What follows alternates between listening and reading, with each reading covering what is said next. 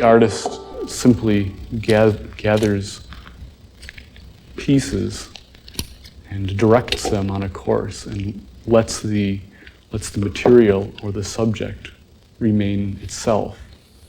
And it's somehow enhanced. The artist, in effect, is the catalyst rather than the Almighty. And in the end, if you have been honest with yourself and with the materials that you're dealing with, their own integrity will show through.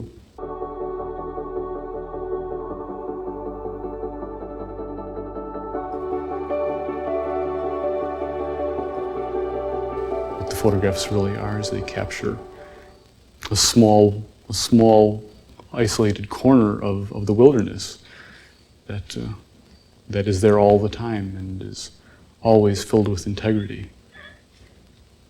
Whereas people strive for integrity, and wilderness always has it. Well, I still believe that, that's for sure.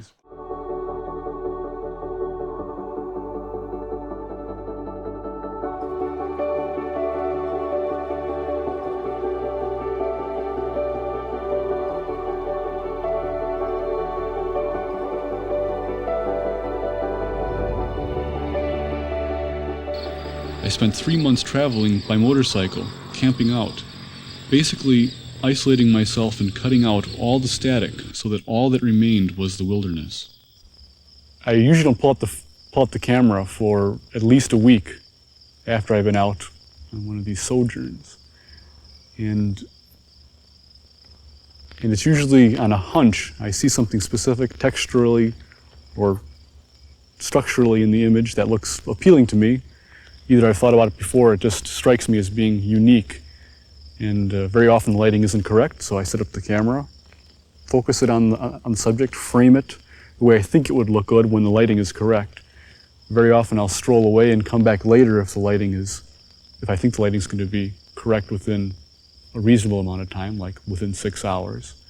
And it certainly isn't rare that I come back 2 or 3 days later, or just camp out nearby and go do some other exploring for other photographs before I come back and finally take the final photograph when I think it's correct. I love the sound of this. Bzik. Bzik. Composition. Well, surprising how little has changed. That's the first observation. This guy's got a lot more hair than I do, but that's obvious. And the other thing is, I'm talking about going out. I usually don't bring the camera out for about a week. I haven't had a week to go camping in some time, no less 2, 3, 4 weeks to go. That's the hard part now. With the advent of digital photography, like everybody, I've been pretty enamored with it too. My computer has 17,000 digital pictures on it, and I'm pretty good at culling. So that's a lot of pictures. And for many years, I did lots of, remember, I always had that camera underneath my armpit, and I would like to go back to that. I miss having that quick draw camera always there, and put it away. Yeah.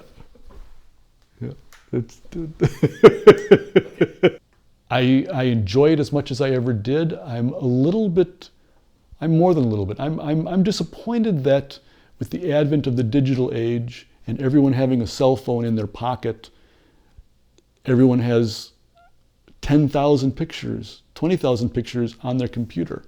They're not going to buy my beautiful pictures of nature, even if I'm using a film 4x5 camera and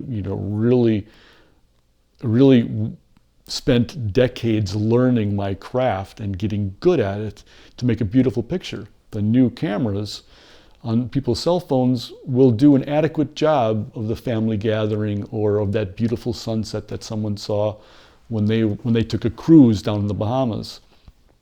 So the point is they're less inclined to buy my pictures when they've got, at least 30 pictures that they would love to have prints of made on their computer. So that's definitely been a reality in the photography, in the fine art photography world. There's so many more fine art photographers, and so many of them are on the internet and have access to the world, to this world market.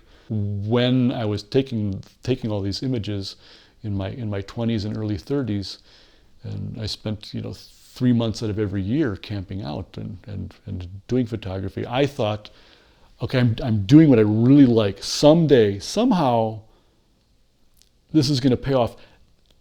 I had no delusions that it was going to pay off big.